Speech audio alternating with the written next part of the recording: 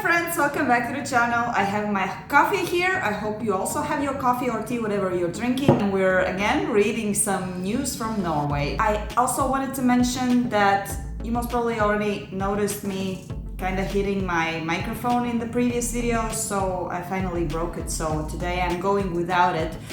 So I beg your pardon for the sound.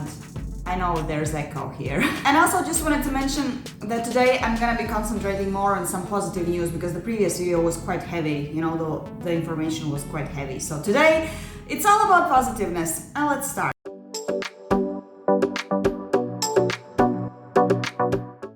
So the first article I today chose says that driverless bus test is announced in downtown Stavanger, Norway. And before we start to read, I just wanted to say that these kind of things are quite big here in Norway. You know, like Norway is very concerned about reducing the emissions. I mean, they really want to do it like so that the number is close to zero. And this is why buses are like electric, and also there is a lot of electric cars on the roads of Norway. Even we have one. Does it make us more Norwegian?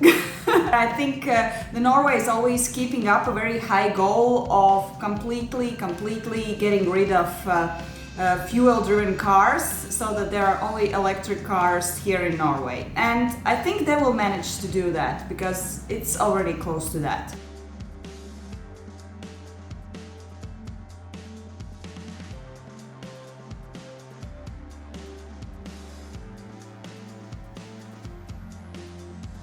Anyways, let's read. So from April 2022, a self-driving bus with space for 50 passengers will undergo a 2-year test in the city's downtown district.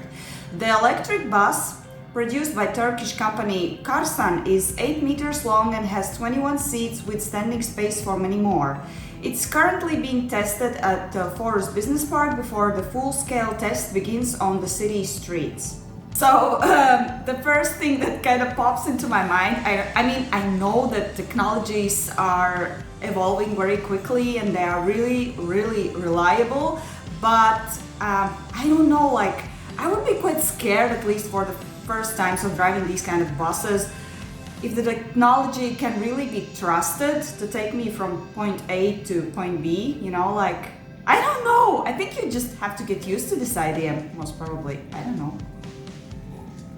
Oh, right. It says that during the test period, there will be a safety driver on board to monitor the situation and intervene if necessary. So it gives you kind of safety. Yeah. I mean, it's logic to have something like this during the test period, right? Autonomous buses are a desirable option for public transit companies looking to reduce emissions and improve people's travel opportunities, especially in urban areas. Self-driving buses can make it financially sustainable to create new bus lines with shorter routes to and from transit hubs.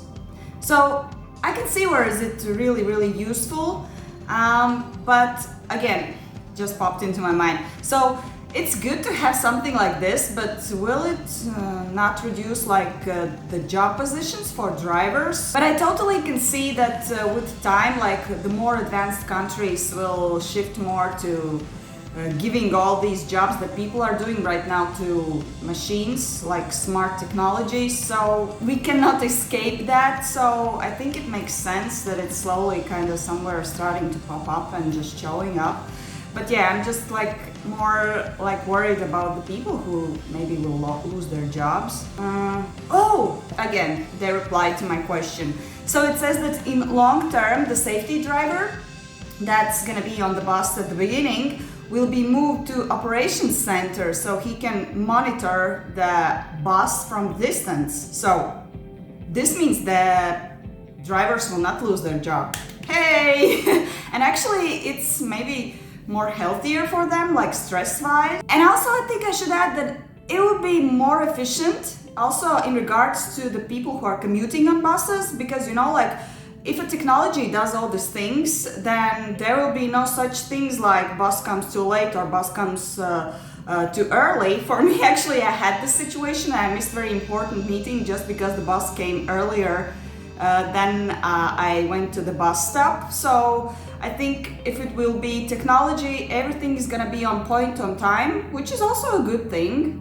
According to Columbus, this will be the first time in Europe that a large autonomous bus is tested in an open city traffic. Other countries, including Spain, have tested such buses in open traffic, but not as integrated part of public transit system. We have participated in several pilot projects with self-driving buses, including the very first, and have since 2018 worked to put in place a project with larger self-driving bus, said Columbus CEO Odd Aksland. And actually, when I did some little digging, like on the surface, I noticed that many Norwegian cities have already did some testings with these driverless vehicles. Like for example, Trondheim and Kongsberg have trialed such technology, but it was more like minivans. And I also read that in Oslo there was a time when they were testing a project with minivans. So it's slowly moving towards shifting to driverless public transport in Norway, which is an exciting thing, I guess. What do you think? Write in comments. Now the second thing.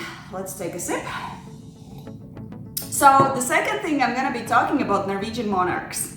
It's always exciting to speak about things like that because I mean, Norway is one of those countries that still have kings and queens, so this is cool. So this second news piece is about Norwegian princes. So in January 21st, 2022 was the birthday of Princess Ingrid Alexandra. As second in line to become monarch after father Crown Prince Haakon, the now 18-year-old princess is destined to become Queen Ingrid, as long as Norway's constitutional monarchy endures. All indications are that it will, as surveys continue to show strong public support for the monarchy. She was the first in Norway's history that is born to be a queen, and since she's now like an adult, she's 18 now, she now has to learn about her future duties. After her birthday, she was given the grand tours of Parliament, the Supreme Court, and the office of the Prime Minister.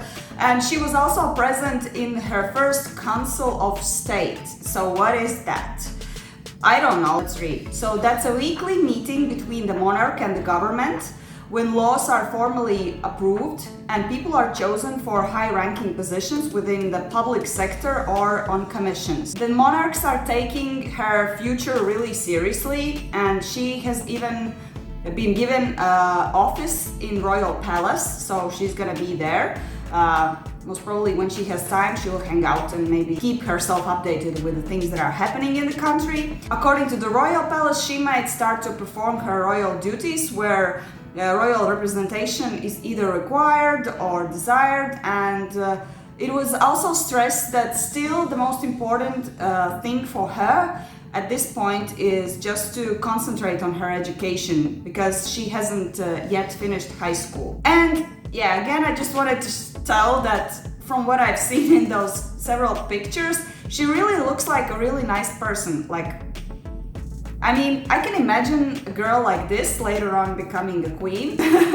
I'm like, really, she looks so calm. She kind of brings out some kind of positiveness when I look at her. So whatever she's doing, I think she could be a really good queen. I don't know. Like Norwegians, what do you think about your future queen? Write down in comments. Oh, and there's like really interesting thing. I didn't know that that was expected from her, but yeah, as I understand from the article, Princess Ingrid will finish high school, as I mentioned before, and the next year afterwards, finishing high school, there's a possibility that she will not enroll university straight from after finishing high school. There's a possibility that she will opt for joining military service before entering university.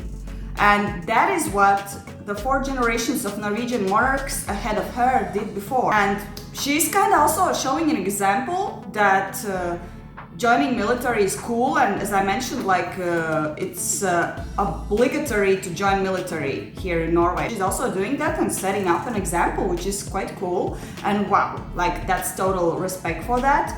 And oh, and it says that she also had already taken part in the army's parachute jumping exercises. Wow!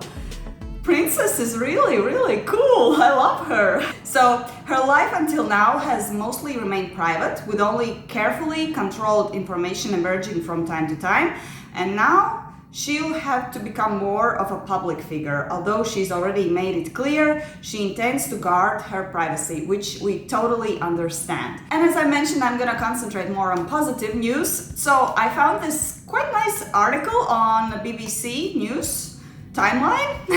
It's not like news, but it's like a story, but still it involves Norway, so I'm gonna share it because it brought some positive emotions to me. Message in a bottle from Scottish girl found in Norway after 25 years. Cool! So the story actually starts in 1996 when an 8-year-old girl, her name was Joanna, I guess you pronounce Joanna, Buchen, she dropped a bottle with a message in the sea. And it was like a part of some kind of school project or something. And so this message in the bottle after 25 years was found here in the coast of Norway. It was found 800 miles or 1,287 kilometers away at a place called Gasvær in northern Norway. And the woman who found it, her name was Elena Andreasen Hage. So Elena, afterwards she found this bottle. She tracked Joanna via social media. The schoolgirl's letter reveals a love of sweets, but a dislike to opposite sex. By the way, I hate boys, it ends. Neatly handwritten and addressed to the discoverer, Joanna also describes her pet dog, her school projects. The 37-year-old Norwegian woman, her name was Elena, found this bottle in 2020. So we opened it and we had to be really careful because, as you can see by the picture of the letter, it was probably been in water for some time. But we managed to fold it out and we were able to read that it is actually from Scotland. So that was kind of cool, said Elena. She also revealed that actually her father also had similar experience with finding a bottle with a message. So her father also found this bottle when he was like 5 years old, now he's 66. So I think it's kind of quite often that you can find messages in a bottle here in Norway, like by the coast. I mean, I would be so excited to find something like this. Maybe I should walk more often by the coast of the beach, you know, like maybe I'll get lucky. And now about the Joanna, did she reply? Of course we want to know. So the thing is that this girl, Joanna, now is 34 years old. She now lives in New South Wales, Australia, and she works as a doctor. I mean, can you imagine? It's like so mind-blowing. Like, she was 8, she dropped the bottle in the water and like 25 years passed. The bottle was just like swimming in the sea. And during that time, so much has changed. Like, people grow up, they have professions, and oh my God, like, when you think about it, it's just like mind-blowing. This Joanna said that she vaguely remembers that moment in 1996 when she was doing this project in Peterhead Central School and when she dropped this bottle in the sea. But then she read the message, like saw the picture of the message that Elena sent to her and said like, that's my handwriting. And then I guess she figured out that it was her who did it. So when I read, I just died laughing, she said. There's some really lovely lines in there, like what was important to me at that time. I mean, I'm like really romantic person, and I think these messages in sea, they're just like amazing. Not only in the movies. And the endings, yes, I didn't do it in my previous video, so I'm gonna do it right now. Shoutouts! Are you excited? I still think I should need some kind of intro here. I don't know. Okay, so the first shout out goes to Tur. So this person commented my video on how am I coping with Bergen and its rainy days. And I totally suggest you check his channel too, because it also has like really nice videos, and I totally enjoyed the one with the Bergen roads. Really cool job, and I already commented, but you already saw it. So thank you very much for your comments. I hope you will hang around on my channel and have a nice day. The second shout out goes to Rex Tex, the person who commented my first video where I was reacting to news. And I totally appreciate everyone who gives out their opinions, like the facts that they have found out. So thank you very much for your comment. Keep watching my videos and have a nice day. That being said, I hope you enjoyed today's video. Write down in comments your opinions about each of these 3 stories I was telling you and also a little bit reacting. And remember, once you leave a comment, there's a high chance you're gonna be included in the shoutout section at the end of the video. Sounds exciting, right? So have a nice day. I hope you have at least a little bit of sunshine. You know, like my mom wrote me from Latvia, Ventspils, from my hometown, and they have these storms and it's quite crazy. Here we don't have storms, but it's raining, of course, it's Bergen, and sometimes we have a little glimpse of sun, which is fine and makes you feel more happier. So apart from that, sun or without sun, try to find something to stay happy, and have a nice day and see you next time.